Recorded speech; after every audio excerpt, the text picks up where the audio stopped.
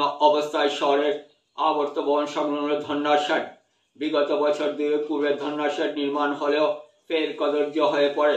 উপরের অংশ ভেঙে গিয়ে এমনভাবে হেলিয়ে গিয়েছে যে কোনো সময় অঘটন ঘটার আশঙ্কা রয়েছে।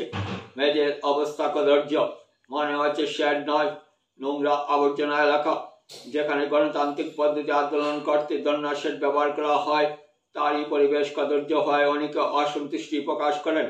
ধন্যাশাট যাতে সুন্দর ও স্বচ্ছতা ফিরে পায়, তার জন্য জেলা প্রশাসনের হস্তক্ষেপ কামনা করা হয়।